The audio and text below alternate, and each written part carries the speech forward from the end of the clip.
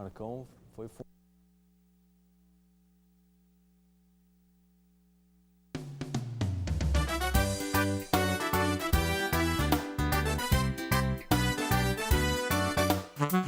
Olá, olá, muito bom dia para você, telespectador da Band. No ar, mais um Boca no Trombone. Aqui você encontra todos os domingos a sua dose semanal de informação sobre serviço público, aposentadorias, direitos do trabalhador, impostos, dentre outros assuntos. Hoje, representando a segurança pública aqui do estado do Rio Grande do Sul, contamos com a participação da Associação dos Sargentos, Subtenentes e Tenentes da Brigada Militar, com o diretor de Assuntos Políticos, Alex Caiel da Silva. Também está conosco na manhã desse domingo aqui no Boca, mais um diretor da ASS-TBM, Dagoberto Walterman. Já no campo previdenciário, temos a presença ilustre da doutora Viviane Schacker Militão. A nossa consultora tira dúvidas de você, nosso telespectador. Lembrando que hoje nós estreamos um momento novo, o Conexão Pública. Vamos mostrar a cada edição alguma informação prestada pelos órgãos públicos. Hoje quem nos traz detalhes sobre a hanseníase é o Ministério da Saúde. Essas são as principais novidades do programa, mas antes de tudo, hora de colocarmos a Justiça em Foco.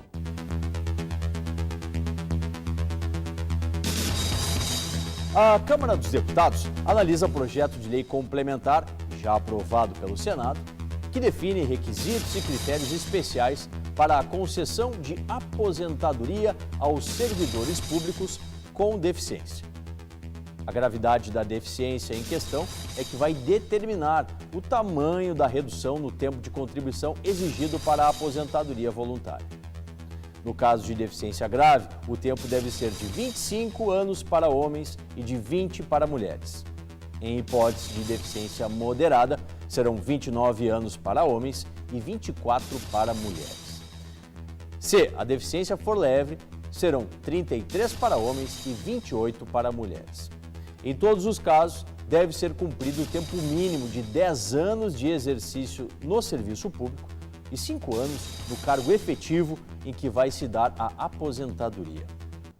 A avaliação da deficiência será médica e funcional, nos termos do regulamento a ser editado, atestada por perícia própria do órgão ou entidade a que o servidor está subordinado.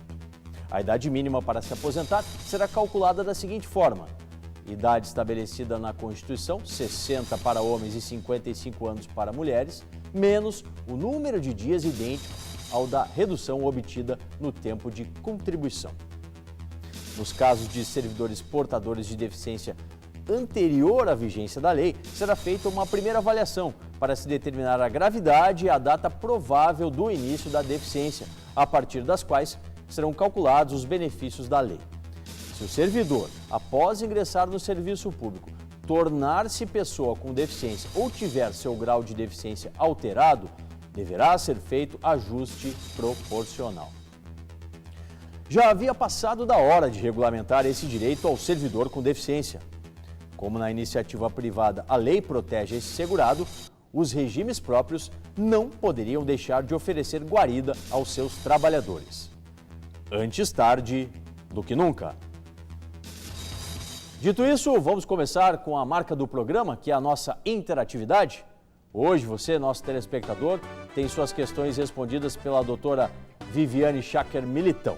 Você que está em casa, interage com a gente, enviando uma mensagem no seu celular para 0 operadora 51 9959 2042 ou então um e-mail para contato@programaBocaNoTrombone.com.br. Sempre se lembre, coloque o seu nome e a cidade de onde você está falando. Doutora Viviane, prazer, obrigado por estar conosco na manhã desse domingo. Primeira questão que chega é lá de Santa Cruz do Sul, do nosso telespectador, o Josmar. Trabalho há 25 anos como vigilante. O INSS negou o tempo especial, porque os laudos técnicos não estavam no processo. A pergunta dele, a primeira: as empresas não têm que fornecer? E mais, as que não existem, como eu faço? Mais uma vez, obrigado por estar conosco, um bom dia. Bom dia, eu que agradeço. Bom, é Josmar, né? O Josmar, então, na verdade, ele deve, sim, a primeira pergunta dele, a empresa deve fornecer, o decreto 3.048 prevê essa hipótese, né? Que a empresa deva fornecer isso no momento do ato da rescisão do contrato de trabalho. E as empresas que não existem, porventura, tem que verificar se tem massa falida ou algum responsável pelo preenchimento do PPP, que é o documento perfil profissiográfico previdenciário, onde vai constar os dados que vão ser retirados do LTCAT, que é o laudo técnico, né? Sim. Que vai apurar, então, se há ou não. E tem que lembrar também que, no caso dele, ele é vigilante, daí ele também tem a possibilidade do enquadramento profissional até 95, e aí depois tem que ter a comprovação e também similar à função de guarda, né? Perfeito. Que não precisa. Então, nós temos aí essas duas respostas para ele. A primeira, então, que sim, a empresa deve fornecer e ele, provavelmente, como o INSS negou, ele terá que entrar judicialmente. Ação judicial nesse caso. Ação judicial nesse caso. Tá certo. Obrigado, doutora Viviane. Continua conosco respondendo as questões aqui na nossa consultoria jurídica sobre Previdência. Vamos agora de Associação dos Sargentos, Subtenentes e Tenentes da Brigada Militar. Sim, a ASSTBM está conosco na manhã desse domingo. O diretor de Assuntos Políticos e Institucionais, Alex Caiel da Silva, está conosco no Boca no Trombone. Alex, um prazer, uma alegria tê-lo novamente aqui no programa. E já questiono, qual é o balanço que a gente pode fazer, finalzinho aí de fevereiro, né? Daqui a pouquinho, como dizem todos, né? Começa o ano, começou depois do carnaval, março, os assuntos, todas as demandas começam a vir com mais volume. Qual é o balanço que a ASSTBM faz desses 2 primeiros meses do governo José Ivo Sartori? Satisfação, mais uma vez, contá-lo contigo aqui no programa. Um bom dia. Bom dia, Solano. Bom dia a todos os nossos telespectadores. Satisfação é nossa da ASSTBM estar aqui mais uma vez no Boca do Trombone.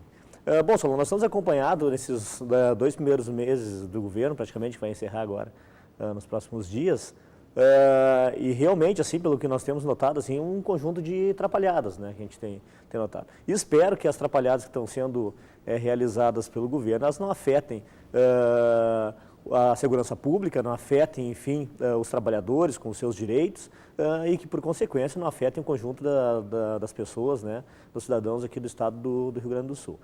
A nossa expectativa, nós durante esses 2 meses construímos alguns contatos com o governo, conversamos com o atual comandante-geral da Brigada Militar, né, nós temos a expectativa de um excelente comando, pelo aquilo que a gente já conhece do atual comandante. Conversamos com o secretário de Segurança Pública, estivemos na Secretaria de Segurança, fomos recebidos, tivemos uma boa impressão do secretário, mas esperamos agora, então, a partir de março, onde tem algumas reuniões já pré-agendadas com o comando, para nós construirmos um grupo de trabalho visando aquilo que nós falávamos ainda no ano passado, a questão do plano de carreira, que é a pauta número 1 dos servidores, que nós possamos avançar nisso e temos a palavra e o compromisso do comandante de que quer estar com todo esse conjunto de projetos prontos para, no início de julho, encaminhar ao governador do estado, enfim, para que dê o encaminhamento necessário. A nossa expectativa de todos. Também conosco na manhã desse domingo, representando a ASSTBM também, diretor da entidade, Dagoberto Walterman. Dagoberto, abordar 2 temas que são, na verdade, 2 exemplos dentro de um mesmo tema. O governo não está puxando muito o freio quando vai tratar de serviços essenciais? A minha pergunta tem base em 2 situações que acabaram acontecendo. Uma mais recente, que foi, infelizmente, o ocorrido em Capão da Canoa, ou seja, a Brigada Militar teve que entrar, teve que auxiliar para prestar o socorro aí, via helicóptero de um menino que havia sofrido um acidente, né? Porque o serviço estaria suspenso, serviço aeromédico, que é de origem, né, do Estado, e infelizmente isso não estava sendo possibilitado naquele momento, a Brigada agiu e agiu muito bem. E também, no início do ano, tivemos a notícia que um dos postos do Corpo de Bombeiros lá de Canoas, né, mais propriamente no bairro Matias Velho, seria fechado. E a gente sabe, Canoas é uma cidade que tem ali a BR no meio, é uma dificuldade muito grande para fazer um atendimento, sendo que ficaria apenas o posto lá do centro do município de Canoas, fato que acabou não acontecendo, os 2 postos estão em atividade. A questão, será que esse enxugamento que o governo Sartori está fazendo não está demais? Obrigado por estar conosco, aceitar o nosso convite, um bom dia. Bom dia, Solano. Bom dia a todos os telespectadores do nosso programa. Realmente, Solano, eu chego à conclusão que o governador, na realidade, ele está assustado. Ele não sabe a dimensão do que ele está fazendo. E toda e qualquer atitude nesse sentido de cortar qualquer tipo de serviço relacionado com a segurança pública vai ter um efeito muito ruim no Estado, seja para a população ou seja, inclusive até para o próprio servidor. Quanto à questão desse caso de Capão da Canoa, para nós não é novidade. A Brigada sempre foi pau para toda obra e talvez seja com isso que o governo conte.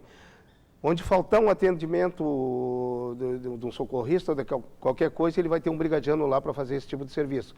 Então, para nós, não é novidade. Eu só lamento que o governo não tenha medido as consequências do que ele fez. Tá certo. Daqui a pouquinho a gente retorna com mais ASS-TBM aqui no Boca no Trombone. Mais questões, mais dúvidas dos nossos telespectadores? Canais de interatividade da Band abertos para você. Doutora Viviane, lá de Capão do Leão, vem uma pergunta da Daniela.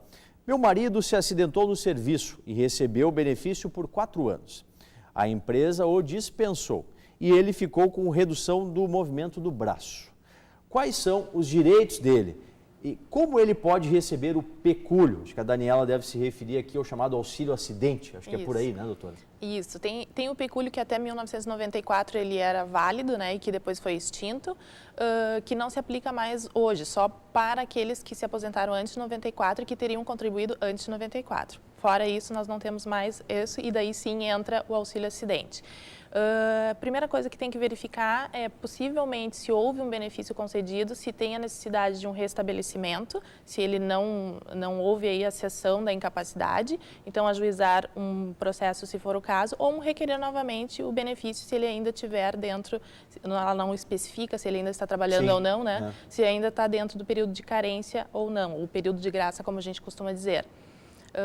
A outra pergunta dela é quais os direitos, né? Isso. Bom, em princípio, se a perícia constatar que houve uma lesão que se consolidou, aí sim o auxílio acidente, né? Seria um dos direitos dele. E aí tem que ver se essa incapacidade, o perito vai atestar como uma incapacidade total e permanente, e aí possibilitaria, então, se fosse o caso, não havendo reabilitação, uma aposentadoria por invalidez. Tá certo. Doutora Viviane Militão, que hoje está representando aqui o Shore Advogados. Logo mais, depois desse breve intervalo, vamos estrear o quadro Conexão Pública, com informações vindas do Ministério da Saúde sobre Hanseníase. Além disso, teremos a participação do presidente Flávio Berneira, da Amapergs, que está chegando aqui no Boca no Trombone, ano 26. Muito mais interatividade para você.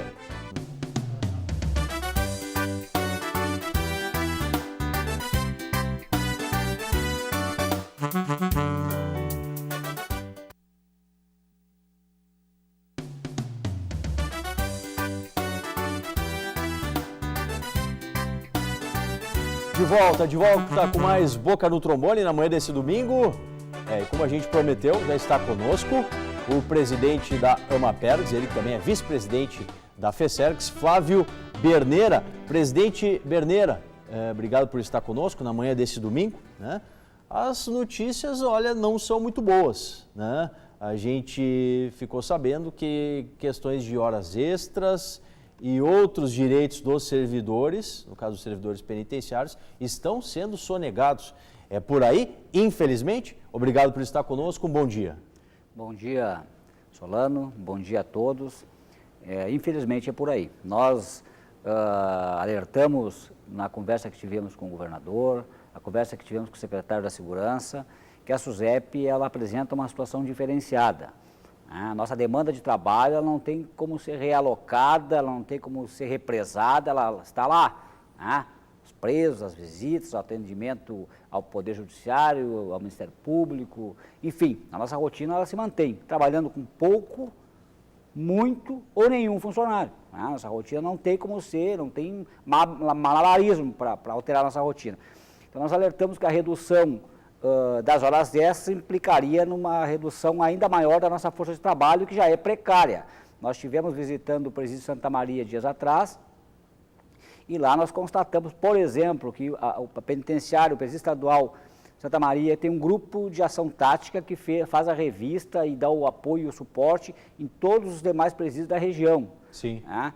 E com o corte das horas extras, esse serviço está suspenso. Então fica o alerta aqui que nenhum presídio da região de Santa Maria, 11 presídios, serão submetidos a revistas por parte desse grupo tático da SUSEP por falta de material humano, de força de trabalho, porque esses servidores trabalham no presídio de Santa Maria e no seu horário de folga, em hora extra, faziam esse trabalho de apoio nos presídios da região.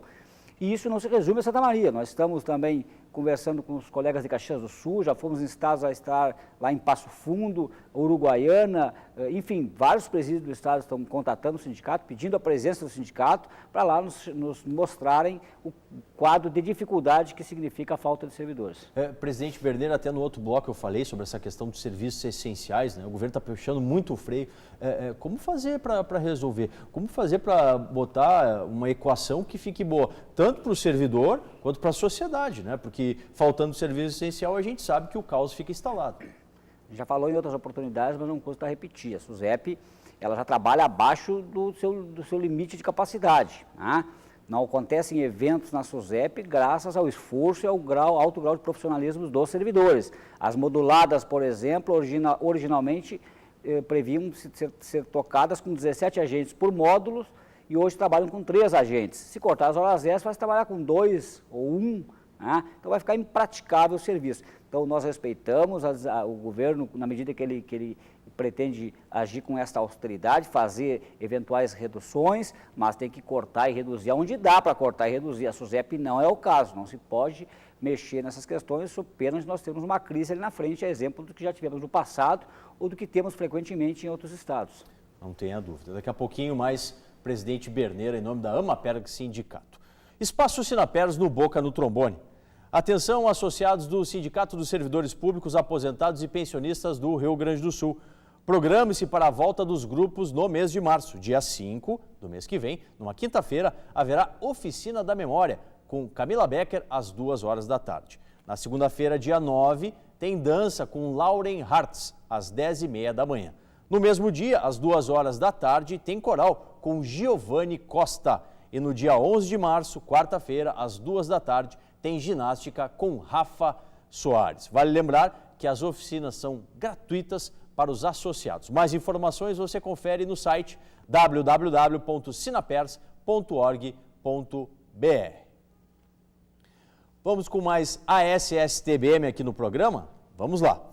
Alex Cael da Silva, a gente falou no bloco anterior, né, sobre esse balanço, as questões que o governo estadual tem minado aí a utilização dos serviços essenciais, estratégias para daqui para frente, né? Como eu disse antes, estamos entrando já quase em março, como que a associação, como os sargentos, subtenentes e tenentes da Brigada Militar estão pensando esses próximos meses aí do ano de 2015? Solano, que nem o Flávio falava antes, a questão da SUSEP, né, é diferente na Brigada Militar. A população do Rio Grande do Sul, na verdade, ela tem que fazer um processo de mobilização, né, porque esses serviços estão sendo afetados, especificamente aqui nós falando da área de segurança pública, elas dizem diretamente ao cidadão. Quando a gente fala que o governo reduz as horas extras dentro de efetivos que tem na Brigada Militar, com efetivo faltando de mais de 10 mil servidores, né, na Brigada Militar, e isso não é uma conta que vai afetar diretamente o servidor, mas é uma conta que vai afetar diretamente a sociedade. Então, esse processo de mobilização, sim, a associação, junto com as outras entidades, nós estamos nos reunindo já semanalmente com um conjunto de entidades, onde nós formamos, inclusive, lá um conselho das entidades para nós viabilizar essas estratégias, mas a população também, juntamente, também tem que fazer um processo de mobilização. Mobilização não pode ser só no período eleitoral, onde eu faço a escolha de candidato A ou de candidato B. O processo de mobilização ele tem que ser contínuo, permanente, para que esses serviços, né, essenciais para a sociedade, eles sejam prestados pelo Estado. Tá certo. Para a gente concluir a participação da ASSTBM, Dagoberto, é fundamental também que a categoria esteja mobilizada. E isso faz a força, sem dúvida, que faz a diferença na hora das negociações junto ao Palácio Piratini. Correto, exatamente. E a categoria está esperando, na realidade, um grito da associação. A hora que a associação gritar, ela vai estar lá na frente, na Praça da Matriz, pode acreditar. Tá certo. E vamos estar de olho nisso. certo? Mais interatividade, mais perguntas dos nossos telespectadores na manhã desse domingo para a doutora Viviane. Doutora Viviane, o Marco lá de Cachoeira do Sul, tenho 30 anos e 8 meses de contribuição, mais 2 anos pagos em carnê, então praticamente 33 anos. Trabalhei 13 anos com insalubridade, como agente no combate a endemias. Consigo completar os 35 anos com esses 13 nos quais eu trabalhei recebendo a insalubridade? É a pergunta do telespectador, o Marco. Bom, Marco, primeiro a gente tem que esclarecer que nem sempre a insalubridade lá do direito do trabalho ele vai fazer atividade especial para o direito previdenciário. Então nós precisaríamos aí de um laudo técnico e também de um PPP preenchido para a gente observar então quais são os agentes nocivos que ficaste exposto para verificar se junto ao direito previdenciário há a hipótese da incidência do período especial. Tá certo. Obrigado, doutora Viviane. Como a gente tinha prometido no início do programa, hoje temos o Conexão Pública. O Ministério da Saúde alerta para diagnóstico precoce da hanseníase. Vamos conferir com Jonathan Bittencourt.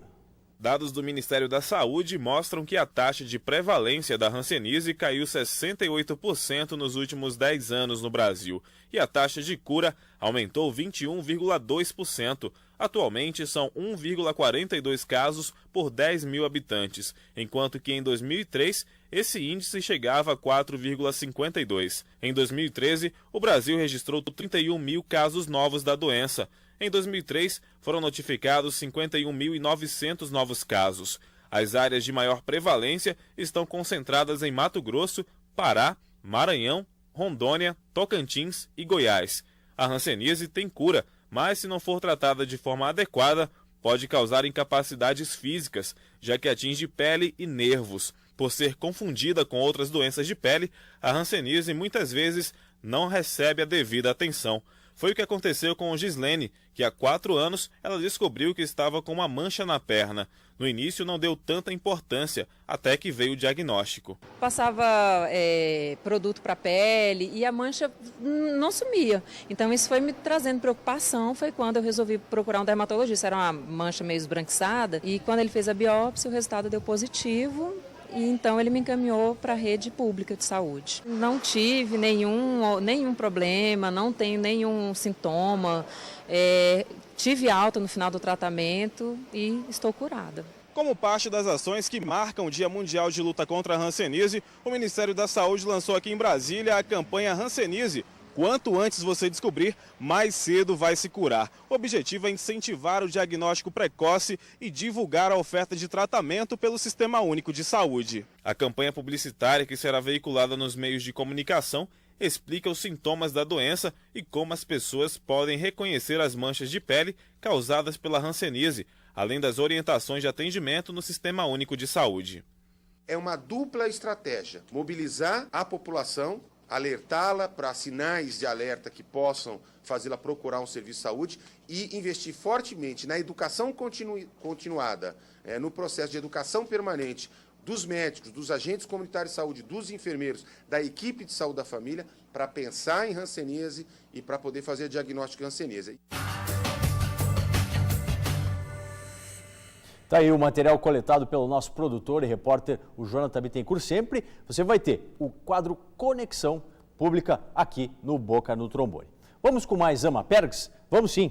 Presidente Berneira, perguntei para os colegas aqui da ASSTBM como é que vai ser o andamento daqui para frente. E a Amapergs, como é que está pensando, como é que está trabalhando, gestionando junto ao Palácio Piratini para o andamento, para o segmento de 2015, nessas questões, essa retirada de direitos, que acabou ocasionando muitos problemas para todos. Que pese os gestos do governo no sentido de fazer o enfrentamento das dificuldades do Estado, o sindicato, a Amapergs, a FESERGS, ela não vai abrir mão da sua obrigação e da sua vocação natural, que é pleitear condições de trabalho, salários adequados. Nesse sentido, tanto a Federação quanto a Amapergs encaminharam ao governador uma pauta, e nessa pauta está lá a cobrança, por exemplo, do nosso sindicato da manutenção do poder aquisitivo, ou seja, uma proposta de reajustamento da tabela de subsídios dos servidores penitenciários. Nós cobramos a recomposição dos nossos efetivos, exemplo da nomeação dos técnicos que estão aí dentro do cadastro de reserva. E mais um conjunto de pautas do interesse da AMAPERGS, do interesse do conjunto do funcionalismo. Dentro de poucos dias nós estaremos solicitando um novo encontro com o governador, esperamos ter respostas afirmativas, até porque esse esforço que o governo tem feito, ele tem que levar a um processo de melhoria. Não tem sentido se fazer todo esse constrangimento de direitos se não for ali para frente apresentar um programa de crescimento, que venha motivar o servidor, que alcance ali uma recuperação e um salário adequado, que recomponha os efetivos, que ofereça condições de trabalho, né? Esse discurso da máquina do Estado estar falido, ele vem sempre, né? Todos os governantes sucessivamente se apegam a esses argumentos. Nós compreendemos, nós respeitamos, nós consideramos que o Estado passa por dificuldades, né? Mas o desafio que está posto ao governante que se lançou candidato, foi eleito governador do Estado, é apresentar propostas que superem essas dificuldades e que apresentem melhoria, né, dos serviços públicos. E as melhorias passam por oferecer condições de trabalho, salário adequado, número suficiente de servidores. Porque o diálogo ele é fundamental, né, presidente Berneira? Mas, além dele, o que a gente precisa é de ações. E essas ações só vão vir mediante uma composição adequada com os servidores, que é quem estão vivenciando a situação, e o governo tomando a frente, agindo de uma maneira mais adequada possível. Por isso que nós reafirmamos a nossa disposição para o debate, para contribuir na construção de soluções, para o enfrentamento dessas eventuais dificuldades, para contribuir na construção de propostas efetivas para os servidores públicos. Tá certo. Presidente Flávio Berneira, em nome da AMAPERGS Sindicato, todos os sábados, hein, ele está conosco lá no Boca no Trombone, na Rádio Bandeirantes, na Band AM 640. Para encerrar o programa de hoje, nada mais justo que atendermos às questões dos telespectadores. Mais uma pergunta aqui para a doutora Viviane. Uma segurada que nunca contribuiu para o INSS, tem 65 anos, ela pode se aposentar? Quem pergunta é o João, lá do município de Estrela, doutora. João, infelizmente não, porque na verdade o sistema previdenciário ele prevê a contribuição, então e a aposentadoria é um benefício programável, exceto a aposentadoria por invalidez, né? Então nesse caso teria que averiguar se poderíamos encaminhar ela para um requerimento de benefício de LOAS ou benefício de prestação continuada. Perfeito. Uma última, doutora, o Jorge de Gravataí, aqui da Grande Porto Alegre, tenho 49 anos de idade e hérnia de disco. Fiz uma cirurgia em 2005 e aguardo nova operação. Estou em benefício desde essa data, desde 2005. Quais as chances da minha aposentadoria? Bom, eu costumo dizer que nesse caso quem vai determinar é o perito, né? Porque o perito vai testar, vai identificar qual é o momento em que começou a incapacidade total para o caso de incapacidade total e permanente, aposentadoria por invalidez. Contrário, permanece em auxílio doença até a sua melhora. Tá certo. Muito obrigado, doutora Viviane. E nós que agradecemos. Nossa consultora previdenciária hoje aqui em nome do Shore Advogados. Bem, ponto final em mais um Boca no Trombone, que vai ao ar na sua Band TV, sempre aos domingos, das 7 às 7h30 da manhã. Quer assistir novamente? Pegou o programa pela metade? A reprise você encontra depois no Facebook. Basta procurar por Programa Boca no Trombone, curtir e conferir. Aos sábados, das 7h30 às 9 da manhã, você confere a versão ampliada na Rádio Bandeirantes AM 640. Boca no Trombone, ano 26. Muito mais interatividade para você.